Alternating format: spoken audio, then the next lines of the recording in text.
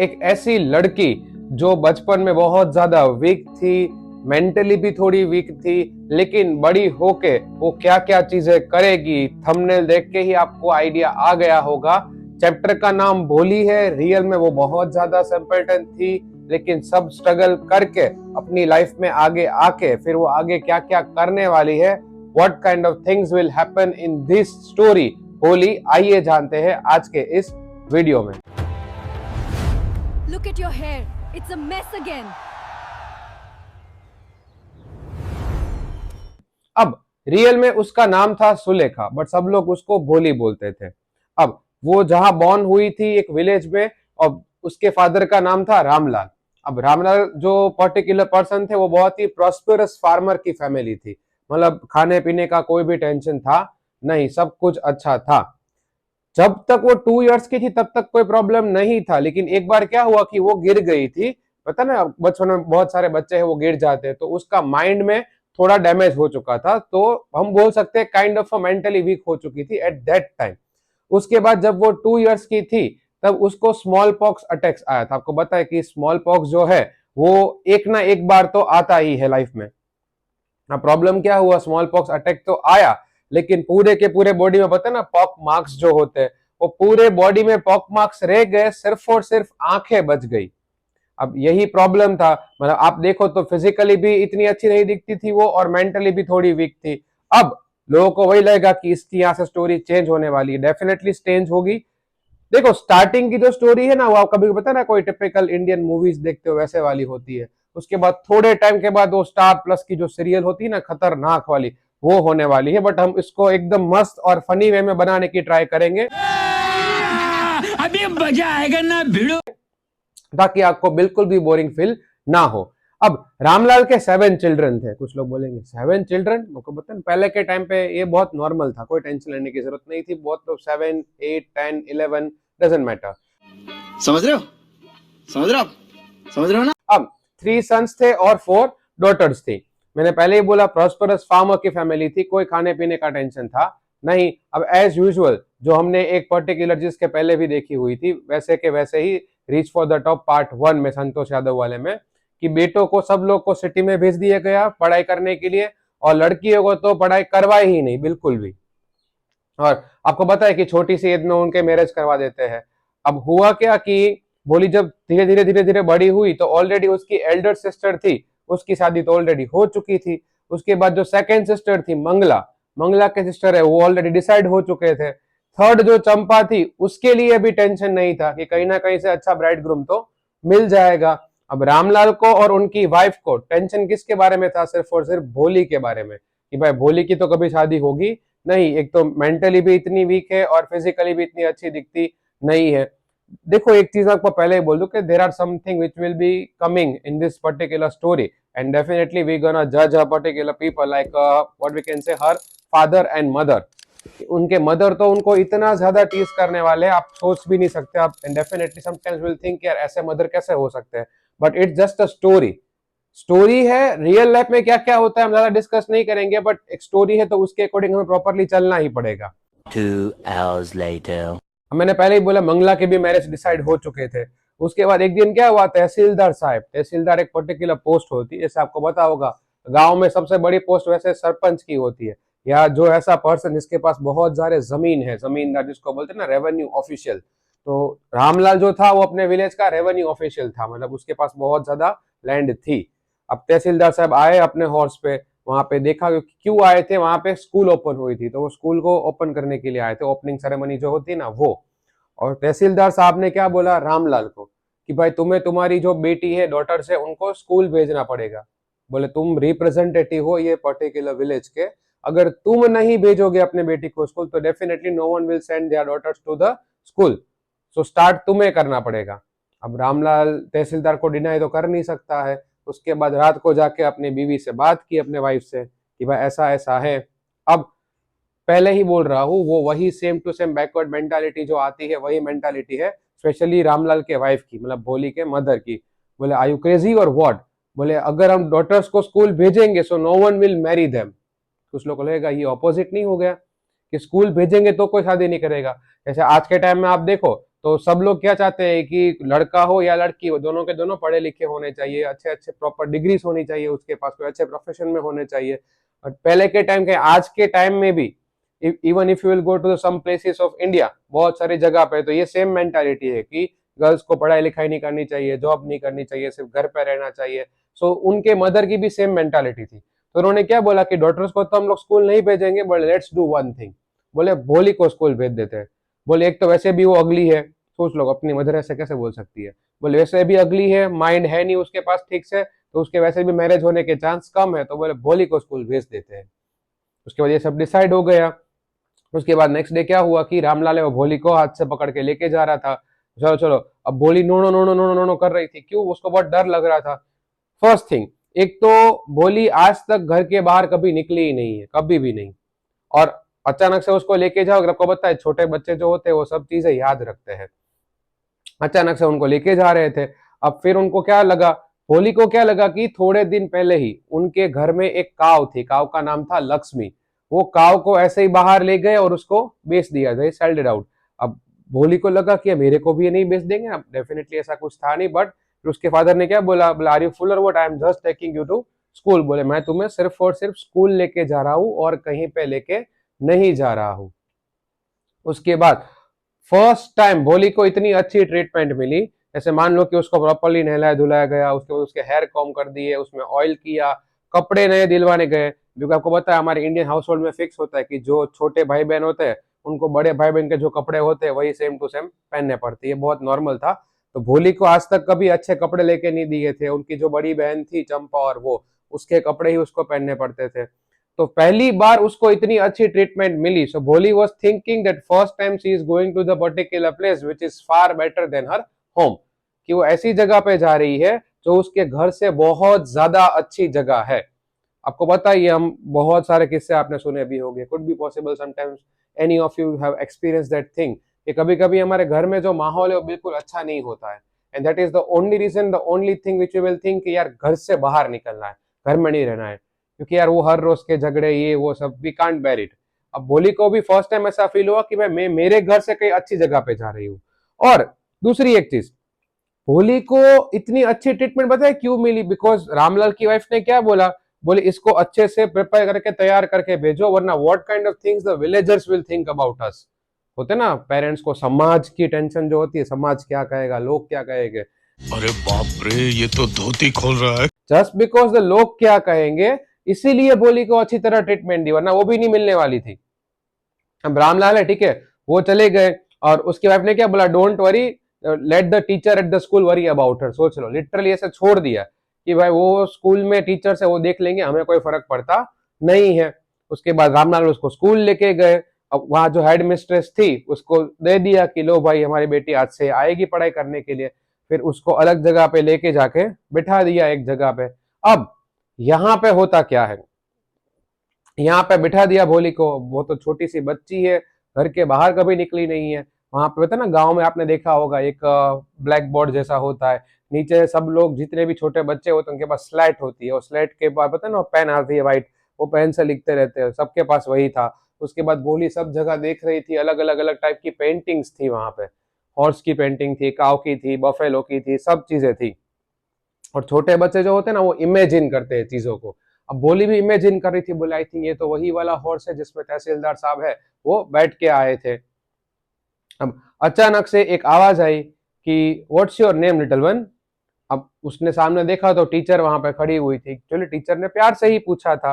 अब देखना, आप जब नई जगह पे कहीं पे जाओगे तो first thing which will come in your mind कि यार आपके कहीं ना कहीं फ्रेंड्स बनने चाहिए। अगर फ्रेंड्स बन जाए तो it will be really easy for all of you. अब भोली भी वही सोच रही थी कि मेरे फ्रेंड्स बन जाए, बट उसको बताए second thing she was stammering a lot. वो बहुत ही स्टैमर करती थी, बिकॉज आज तक कुछ बोली ही नहीं थी, बिकॉज 3-4 इयर्स तक कुछ बोल नहीं पाती थी वो। So now if she is going to speak something definitely she will stammer, वो स्टैमर होगी। अब टीचर ने पूछा आपका नाम क्या है, तो वो बोल रही थी स्टैमर होके, बोले भो भो भो भोली। अब ऐसे स्टैमर करते हुए बच्चों ने देख लिया, तो all the children in the class were laughing at her. सब लोग है वो हंस रहे थे उसके ऊपर। अब ये रोने लगी बहुत ज्यादा।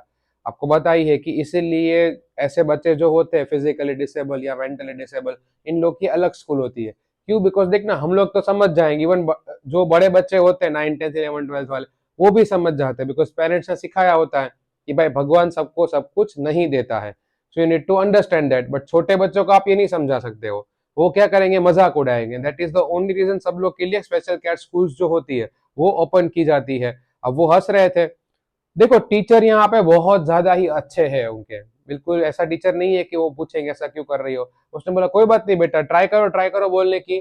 फिर वापस बोल रही थी वो बोले वाह वेरी गुड वेरी गुड, और बोलने की ट्राई करो, मतलब एनकरेज कर रहे थे। उसके बाद समहाउ उसने क्या बोल दिया, भोली मेरा नाम।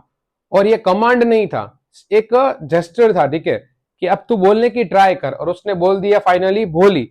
और उसके लिए बहुत बड़ी अचीवमेंट थी, सोच लो। ये हमारे लिए बहुत कॉमन स्टफ है ये, बट सोच लो the people who are stammering on a daily basis, if they gonna speak something without any kind of a hesitation और a स्ट्रेमर, so that will be the biggest achievement for all of them।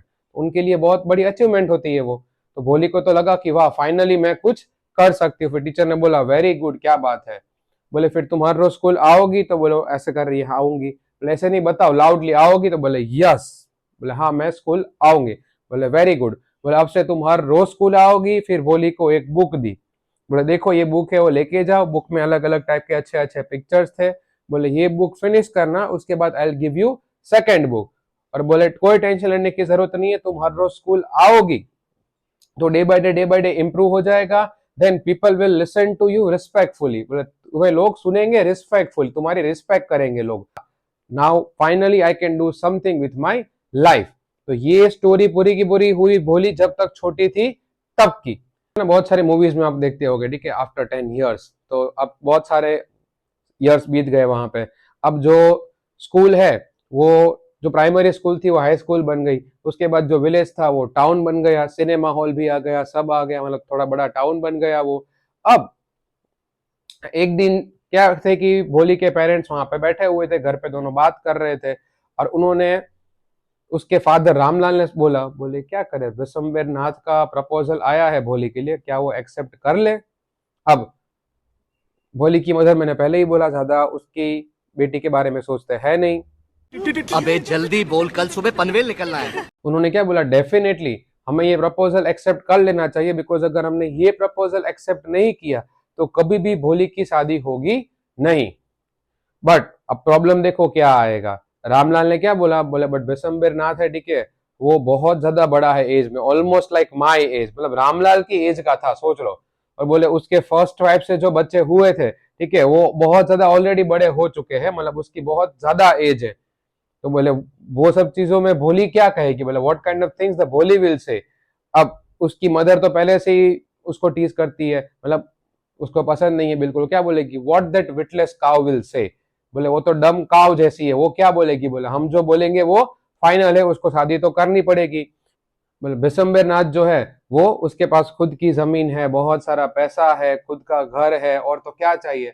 आपको बताइए कि हमारे Indian house hold में mostly लोग पता है क्या देखते हैं, कि चीज दोनों के पास बस पैसा होना चाहिए और कुछ नहीं। लोग कैसे है, कितने अच्छे हैं, ग्रीडी है कि नहीं है, डजंट मैटर, पैसे होने चाहिए, बस पैसे है, दोनों की शादी करवा दो, बाकी वो दोनों अपना देख लेंगे। यही एक सेम मेंटालिटी अभी भी हमारे इंडियन हाउस होल्ड में चलती आ रही है। तो इन्होंने भी यही सोचा, और भोली कोने में बैठे बैठे सब कुछ सुन रही थी। But definitely she knew really well कि अभी उसके जो पेरेंट्स बोल रहे हैं वो ठीक है, but when the time will come तब वो बोलेगी सब चीजें। अब विशंबर नाथ का प्रपोजल एक्सेप्ट कर लिया।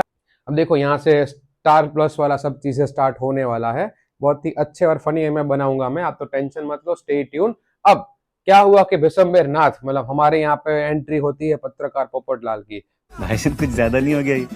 मतलब कुछ भी। जिसको कोई उम्मीद ही नहीं थी कि भाई उसकी ये एज में शादी हो सकती है। तो वो तो आ गया बैंड बाजा बारात लेके, अपने दोस्तों को लेके, मस्त सब कुछ जो आप देखते हो मूवीज में, रियल लाइफ में भी देखते हो वही वाला। सब लोग नाच रहे थे, ये वो आ गए। उसके बाद जैसे ही वहां पे आए, फिर वो भोली को लेके आए, आपको सब रिचुअल्स पता ही है ऑलरेडी। और विशंबर नाथ तो बहुत खुश था, बोले फाइनली ये एज में शादी हो रही है, क्योंकि बिल्कुल भी उसको नहीं था कि भाई मेरी शादी ये एज में हो सकती है। ए रहा नहीं जाता, तड़प ही ऐसी है ना। उसके बाद भोली आई, वो पंडित थे साइड में, वो बीच में जो सेक्रेड फायर होता है, फिर जो गार्लैंड होता है, हम लोग जो वरमाला या वो पहनाते हैं वो। अब जैसे ही बिशंबर नाथ वो वरमाला पहनाने या मतलब जो गार्लैंड होता है वो पहनाने गया, उसने भोली का फेस देख लिया। अब उसको पता तो था नहीं क्योंकि वो अलग गांव से बिलोंग करता था कि भोली के फेस के ऊपर पॉक मार्क्स और ये सब चीजें हैं। तो जैसे ही उसने पॉक मार्क्स देखे, उसने अपने फ्रेंड को बोला, बोले have you seen her face, उसके फेस के ऊपर तो बहुत सारे क्या है, पॉक मार्क्स हैं। अब देखना, कोई कॉमन फ्रेंड होता है वो क्या करता है, बोले हाँ भाई बात तो सही है, लेकिन बेस्ट फ्रेंड्स कौन होते हैं, जो आपको सबसे ज्यादा टीज करें, सबके सामने आपकी वाट लगा दें। अब उसका कोई बेस्ट फ्रेंड आया होगा बाजू में, उसने क्या बोला, बोले हाँ हाँ, तो बोले तू भी कोई इतना यंग नहीं है, तू भी बूढ़ा हो चुका है, ठीक है। लेकिन बिशंबर नाथ ने क्या बोला, नहीं, बोले if I am going to marry this particular person so I am gonna need 5,000 rupees. फिर रामलाल को बोला कि भाई देखो पॉक मार्क्स है इसको, तो अभी मैं अगर शादी करूंगा इसके साथ तो मुझे 5,000 रुपीज चाहिए। 90s की स्टोरी है, तो वो टाइम पे 5,000 रुपीज भी बहुत ज्यादा होते थे। अब रामलाल, आपको पता ही है जो स्टोरी में मूवीज में आप देखते हो, अपनी पगड़ी लेके नीचे रख दी, बोले प्लीज हमें ह्यूमिलिएट मत करो, ऐसा मत करो, समाज में मेरी क्या इज्जत रह जाएगी, बोले प्लीज टेक 2,000, बोले 2,000 ले लो। अब बिशंबर नाथ ने क्या बोला, 5,000, वरना हम लोग बारात लेके वापस जा रहे हैं। गरीब हूँ, मैं गरीब हूँ। रामलाल ने बोला प्लीज अगर आप वापस जाओगे तो मैं समाज में किसी को मुंह दिखाने लायक नहीं रहूंगा, वही वाला सब चीज है। बिशंबर नाथ ने बोल दिया 5,000, वरना हम लोग जा रहे हैं। 150 रुपया देगा। फिर रामलाल गया, ठीक है, वो तिजोरी में से 5,000 रुपीज निकाले, मतलब पैसे तो होते हैं बट बचा के रखने पड़ते हैं ना, बट क्या कर, अब देना पड़ेगा। 5,000 रुपीज दिए बिशंबर नाथ को। बिशंबर नाथ बोला भाई फाइनली पैसे आ गए, बोला अब मैं शादी कर लूंगा। मतलब वो बिशंबर नाथ का जो एक ग्रीडी फेस था वो भोली को दिख गया, बोले ओके, अगर ये शादी भी मुझे कर रहा था not because of that who I am, because उसको पैसे चाहिए थे बहुत सारे। अब जैसे ही वो गार्लैंड पहनाने गया भोली को, देखना मस्त वो सीरियल वाला आएगा, भोली ने ऐसे गार्लैंड को ऐसे मारा, वो गार्लैंड गिर गया नीचे, और फिर पहली बार अपनी लाइफ में भोली ने बोला without any kind of stammer, पिताजी। और पता ना वो बैकग्राउंड म्यूजिक जो बजता है वही वाला।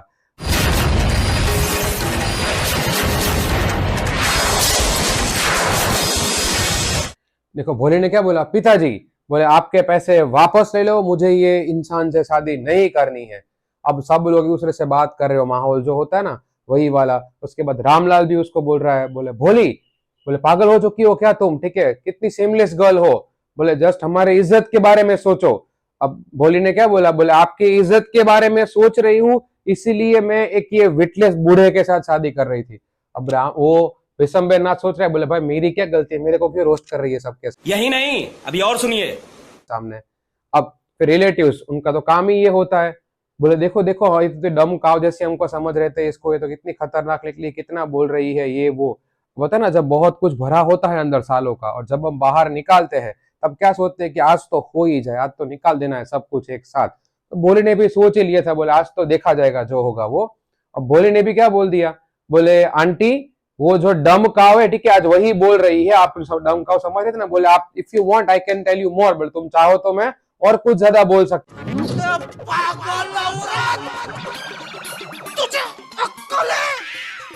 तू क्या बोल रही है? और वो आंटी को क्या बोला, बोले हाँ इसीलिए तो आप मेरे जैसी डम काओ को ये हार्टलेस क्रिएचर के पास भेज रहे थे। अब वो बेसमझ बोल रहा है, यार मेरा क्या प्रॉब्लम है, मेरे को क्यों सब लोग रोस्ट कर रहे हैं बिना बात उठा ले रे देवा, उठा ले रे बाबा का। अब उसने क्या बोला, पिताजी आपके पैसे ले लो, मुझे ये ग्रीडी पर्सन के साथ रहना नहीं है। फिर रामलाल ने वही बोला, बोले हमारी इज्जत के बारे में सोचो, बोले आपकी इज्जत के बारे में सोच रही थी इसीलिए तो ये लेम बूढ़े के साथ मैं शादी कर रही थी, वरना तो मैं शादी बिल्कुल करती नहीं। तो बोले मैं नहीं करूंगी नहीं करूंगी नहीं करूंगी, तो ना 3 बार जो बोलता है सीरियल में जो आता है वही वाला। अब उसके बाद you know the situation, Bishambar Nath है वो चला गया अपनी बारात लेके वापस। वो बैंड वाले सोच रहे, बोले अब क्या करना है भाई, चलो और कुछ नहीं हो सकता। अब बैंड वाले भी चले गए, पूरी की पूरी जो बारात थी वो बिशंबर नाथ की गई वापस। पत्रकार पोपटलाल का दिल टूट गया, बोले यार शादी तो हुई नहीं। उसके बाद आपको पता ही है जो मूवीज में आता है, वो रामलाल साइड में बैठा हुआ है हाथ ऐसे रख के, बोले अब क्या होगा। फिर उसको भोली ने क्या बोला, बोले now who will marry to you, बोले अब तुझे कोई, तेरे साथ कोई भी मैरिज करेगा नहीं। बोले what kind of things will do with you, बोले तुम्हारा हम लोग क्या करें। अरे क्या क्या करूं मैं इसका, क्या करूं इसका, क्या करूं, मार भी नहीं सकता, प्यार जो करता है मुझसे। भोली ने क्या बोला, डोंट वरी पिताजी, बोले ओल्ड एज में मैं आपका और मम्मी का दोनों का ध्यान रखूंगी, और वही स्कूल में जहां से मैंने ये सब कुछ पढ़ा है वही स्कूल में I teach in the particular same school. Is it right teacher? फिर वो टीचर को पूछती है, टीचर भी शादी में आई थी, अब टीचर वहां पे कोने में खड़ी थी। टीचर मन में तो बोल रही होगी, ओ भाई मैंने ये सब कुछ नहीं सिखाया था तुझे, मैंने सब अच्छा बनना सिखाया था, मेरे पे मत डाल। बोले बिना बात का मेरे पे क्यों टिकट फाड़ रही है? यार मेरे को तो ऐसा धक धक हो रहा है, मेरे को भी हो रहा है। अब टीचर ने बोला या श्योर भोली, मतलब उसके बाद क्या हुआ कि शादी वादी की नहीं, और हमारी जो सुलेखा थी जिसको बहुत लोग भोली समझते थे लेकिन भोली निकली खतरनाक, ठीक है, वो क्या हो गया कि फिर स्कूल में चली गई, स्कूल में पढ़ाने लगी, और यही होता है हमारी स्टोरी का एक हैप्पी एंडिंग या डेंजरस एंडिंग, जो भी आप बोलो, खत्म।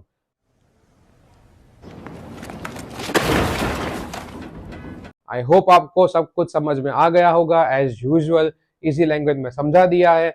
ऐसी ही एक सेम टू सेम लड़की की स्टोरी कि एक छोटे से गांव से आके माउंट एवरेस्ट क्लाइम किया, वो भी 2 बार। अगर वो वाला वीडियो अगर आपको देखना है, reach for the top part 1, तो वो भी आप यहाँ पे चेकआउट कर सकते हो। बाकी हम लोग मिलेंगे सीधा नेक्स्ट वीडियो में। चलो, जय हिंद।